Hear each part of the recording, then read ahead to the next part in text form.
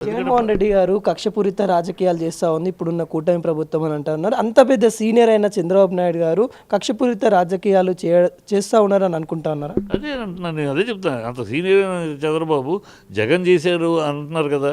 జగన్ చేశారంటే కొత్త కుర్రాడు. మీరు 40 ఏళ్ళ అనుభవం ఉంది కదా. మీరు ఆ కక్షపూరిత రాజకీయాలు మీరు ఎందుకు చేస్తారు? అతను చేసిన తప్పు అని చెప్తున్నారు కదా. చెప్పింది తప్పు, అది మీరు చేయకుండా ఉంటే, ఆ తప్పు మీరు చేయకుండా ప్రజల్లో మీకు గౌరవం ఉంటుంది. చూడు, జగన్ పీరియడ్లో ఆ మినిస్టర్ని ఈ మినిస్టర్ని జైలు వేశారు. అక్కడ చిరంజీవిని కూడా జైల్లో పెట్టి, సరే చంద్రబాబుని కూడా జైల్లో పెట్టారు. ఆయన చూడు, అవకాశం ఉన్నా కూడా ఎంత గౌరవంగా పరిపాలన తప్పితే ప్రజల విషయం తప్పితే మిగతా విషయాలు ఉద్దరపెట్టి అది గౌరవం పెరుగుద్ది. అలా కాకుండా మీరు అదే స్థాయికి వెళ్ళిపోయి వాళ్ళ తప్పు స్థాయి అన్నప్పుడు ఆ స్థాయికి మీరు ఎందుకు దిగజారుతున్నారు? మరి అది దిగజారుడు స్థాయి అని మీరే అంటున్నారు. ఆ స్థాయికి మీరు ఎందుకు వెళ్తారు? మీరు చేయొద్దు.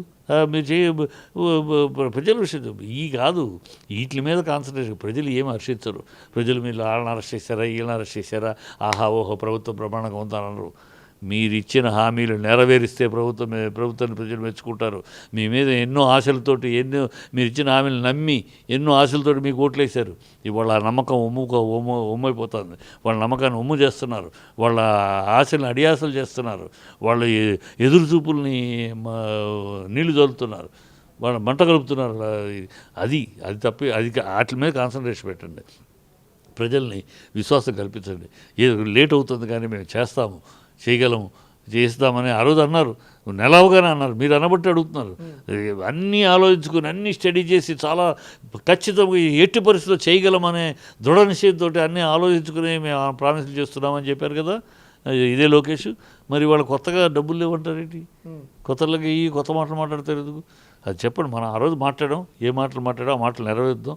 ప్రజలు మనల్ని అప్పుడు పొందుతాం. ప్రజలు ఆశీర్వాదం అప్పుడు ఇస్తారు. ప్రజలు అప్పుడు మెచ్చుకుంటారు. వీళ్ళని అరెస్ట్ చేశారు, వాళ్ళని అరెస్ట్ చేశారు, ఆహా ఓహో తప్పట్లు కొడతారు, ప్రజలు మెచ్చుకుంటారు అంటే భ్రమ అది. అంటే సినిమా ఇండస్ట్రీ ఏదైతే ఉందో ఇండస్ట్రీ వాళ్ళు ఎలా చూస్తూ ఉన్నారు? మీరేమన్నా ఇండస్ట్రీ ఏం చూస్తామా? ఇది పర్సనల్ పొలిటికల్ ఇష్యూ. అతను పొలిటికల్గా బీజేపీ, అతను వైఎస్ఆర్సీ పొలిటికల్ నాయకుడిగా పదవిలో కూర్చున్నాడు. పొలిటికల్ విషయానికి సినిమా వీళ్ళ సంబంధం ఉంది. అంటే సినిమా మెంబర్షిప్ కూడా ఉంది ఉంటే దానికి సినిమా ప్రధానికి ఛాంబర్ ఎంటర్ అవ్వదు. ఎందుకు అవ్వాలి? ఎందుకు అవుద్ది? ఇది రాజకీయ విషయం. రాజకీయం వాళ్ళు చూసుకుంటారు అంతే. రాజకీయంగా దీంట్లో సినిమా ఫీల్డ్కి ఏ సంబంధం? మొన్న అసెంబ్లీలో జరిగిన విధానాన్ని ఇలా చూస్తూ ఉన్నారు. జగన్ గారికి ప్రత్యేక హోదా కావాలని, ఏదైతే ప్రతిపక్ష హోదా కావాలని కోరుకుంటాం విధానాన్ని ఇలా చూస్తూ ఉన్నారు. ఖచ్చితంగా ఇవ్వాలమ్మా. వీళ్ళకి చరిత్ర తెలిస్తే ఈ రాజ్యాంగం భారతదేశంలో ఏమేమి జరుగుతుంది? భారతదేశంలో భారత రాజ్యాంగంలో ఎక్కడ కూడా 10%, 23%, 1/3 అనేది లేదు. మరి ఎందుకు వచ్చిందని మీరు అడగచ్చు. గతంలో ఒక పార్టీ అధికార పక్షంలో 3 పార్టీస్ యూపీలో అంటే 3 పార్టీలు అపోజిషన్లో ఉండే. సో ఎవరికి హోదా ఇవ్వాలి అనే పాయింట్ మీద ముగ్గురు ఉంటే ముగ్గురికి ఇవ్వలేరు కదా. సో ఒకరికి ఇవ్వాలి. అప్పుడు పర్సంటేజ్ ఇంతమంది 10% ఎక్కువ ఉన్న వాళ్ళకి 1/3 ఉన్న వాళ్ళకి అని పెట్టారు. అది ఆనవాయితీ. అది అలా జరుగుతుంది. అలా ఉన్నప్పుడు ఏది 2-3. ఇప్పుడు ఇక్కడ ఒకళ్ళే అపోజిషన్ వీళ్ళకి ఇవ్వాలి. దీనికి నిదర్శనం ఏంటి? ఢిల్లీలో కేజ్రీవాల్ 2014లో కేజ్రీవాల్ గవర్నమెంట్ గెలిచినప్పుడు బీజేపీకి 3 సీట్లే. మరి అక్కడ 10% 7 సీట్లు కావాలి, 3 సీట్లే. ఆయన ప్రతిపక్ష హోదా ఇచ్చారే. మరి డిఎంకే కరుణానిధి గారు జయలలిత పీరియడ్లో ఓడిపోతే 2 సీట్లే వాళ్ళకి. కరుణానిధి గారు ఇంకో ఆయన గెలిచారు అంతే, మిగతా పోయారు. అక్కడ ప్రతిపక్ష హోదా ఇచ్చారే. అంటే వేరే ప్రతిపక్షం లేనప్పుడు మీరంతా కూటమి ఒకటే ప్రతిపక్షం, ఆ పరిస్థితిలో ఇచ్చారు అంతే. అంటే మీరు ఇవ్వాలంటున్నారు. పవన్ కళ్యాణ్ గారు మీరు ఇక్కడ అంటే భారత రాజ్యాంగంలో ఇలా లేదు, జర్మనీకి వెళ్ళిపోవాలన్నట్టు. పవన్ కళ్యాణ్ మాట్లాడలేదు. ఆయనకి ఏమి తెలియదు. ఆయనకి ఏం తెలుసు? ఆయనకి ఏదో మాట్లాడతారు. జర్మన్కి ఫిలిమోడిగా ఇంకోటి అంటూ ఉంటాడు, పూలే అంటాడు, లేకపోతే ఇంకోటి అంటాడు, రష్యా ఇవి మాట్లాడుతూ ఉంటాడు. ఆయన ప్రజలకి ఈ పేర్లు చెప్పేస్తే జపాను, జర్మనీ, ఆహా పవన్ కళ్యాణ్ గారికి దేశాల గురించి అన్ని దేశాల గురించి తెలుసు అని భ్రమలో నమ్మేస్తారని ఏదో చెప్తాడు. ఆయనకి రాజ్యాంగంలో ఏం తెలుసా? ఆయనకి రాజ్యాంగంలో ఈ దేశంలో ఏం జరిగిందో తెలుసా? ఈ దేశంలో ఢిల్లీలో కేజ్రీవాల్ ప్రభుత్వంలో 3 సీట్లు ఉన్న బీజేపీకి ఇచ్చారు. తమిళనాడు గవర్నమెంట్లో జయలలిత 2 సీట్లు ఉన్న కరుణానిధి గారికి ఇచ్చారు. కాశ్మీర్లో ఇచ్చారు. అనేక దేశాల రాష్ట్రంలో అనేక చోట్ల ఒకే పార్టీ అధికార పార్టీ ఉంటే దానికి సీట్లు లెక్క కాదు.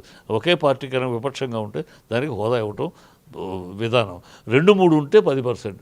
ఇది ఆయనకి ఏమీ తెలియదు, ఏది తెలియక ఏదో మాట్లాడుతూ ఉంటాడు. ఆయనకి ఏం తెలుసు? ఇదిగో హోమ్ మినిస్ట్రీని పట్టుకుని అంటాడు ఆ రోజు లా అండ్ ఆర్డర్ ఫెయిల్ అయిందని అనితని అంటాడు. లా అండ్ ఆర్డర్ ఎవరి దగ్గర ఉంటుందో కూడా తెలియదు. అది law and order chief minister దగ్గర ఉంటుంది. సో చీఫ్ మినిస్టర్ని అడగాలి.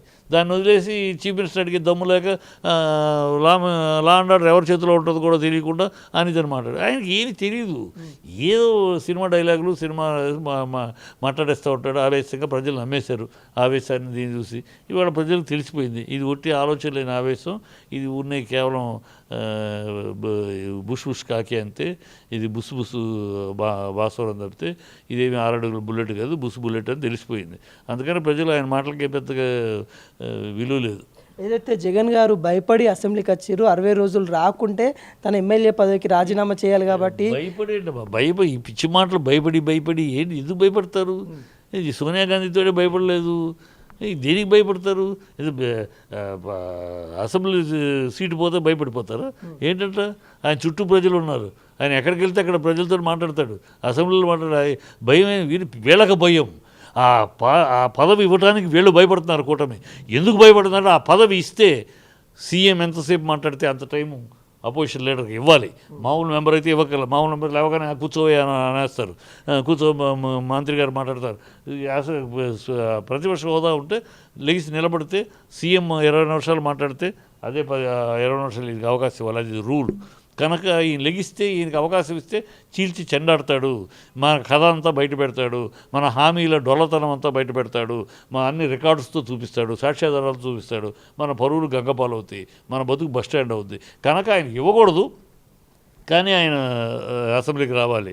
ఇవ్వకుండా అసెంబ్లీకి వస్తే అల్లరి చేయొచ్చు, జబర్దస్త్ షో చేయొచ్చు. ఆయన లేవగానే కూర్చోవే అనాలి. ఈ జబర్దస్త్ షోలు కామెడీ షోలు చేయొచ్చు. ఆర్ఆర్ గారిని కూర్చోబెట్టాలి స్పీకర్ స్థానంలో, ఆయన ఆడుకోవాలి. అది చూసుకుని ఏం బదల తట్టుకి వీళ్ళ బుధాలు విలపించుకొని ఈ కాకి గోల, ఈ జబర్దస్త్ గోల చెయ్యాలని అది పసిగట్టే మీకు అంత అవకాశం ఎవరు రాను. నన్ను వచ్చాడు చూడు, అది ఉండబట్టే నన్ను వచ్చాడు కదా. వస్తే ఆ రోజు వర్కింగ్ డే కాదు, ఇది గవర్నర్ ప్రసంగం ఇచ్చిన రోజు వర్కింగ్ డే కాదట అసెంబ్లీలో. దాని మళ్ళీ రేపు వెళ్తాడు ఇంకోసారి ఇంకో టెక్నికల్గా సంత పెడతాడు. ఏంటంటే మీకు చిత్తశుద్ధి ఉంటే, ప్రజా సమస్యలు చర్చించాలి అని నిజమైన మీకు ఉంటే హోదా ఇవ్వండి, ప్రతిపక్ష హోదా ఇవ్వండి, వస్తారు మాట్లాడతారు.